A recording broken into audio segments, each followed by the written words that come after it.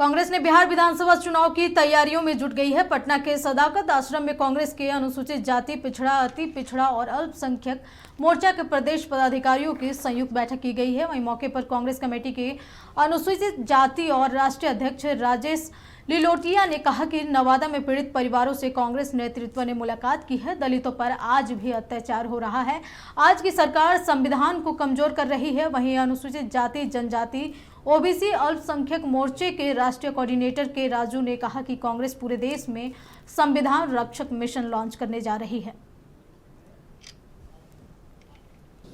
बिहार में हर एक schedule caste assembly constituency में हम आज से एक लीडरशिप डेवलपमेंट मिशन शुरू करेंगे। ये मिशन का पूरा डिटेल्स हमारा चारों डिपार्टमेंट्स को हम बताएंगे। ये मिशन चारों डिपार्टमेंट्स मिलके इम्प्लीमेंट करेंगे।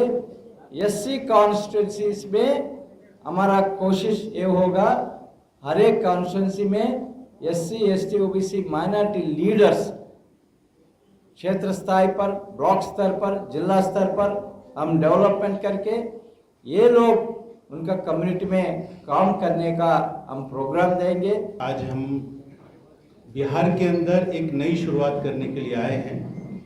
कांग्रेस पार्टी पिछले कई सालों से राहुल गांधी जी के और मल्लिकार्जुन खड़गे जी के नेतृत्व में देश के अंदर बहुजन आइडियोलॉजी के ऊपर काम कर रही है और उसी का संयोजक माननीय के राजू जी को बनाया है।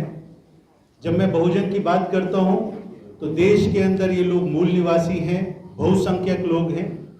और बिहार के अंदर क्योंकि मैं पहले प्रभारी रहा हूं तो मैंने यहाँ पर गांवों के अंदर जा जाकर जो लोगों से मुलाकात की, उसका निचोड़ ये निकाला कि यहाँ पर हर घर के अंदर, हर परिवार के अंदर कांग्रेस को पहचानने वाले लोग, महात्मा गांधी जी को पहचानने वाले लोग, इंदिरा गांधी जी को जानने वाले लोग यहाँ पर बिहार में रहते हैं।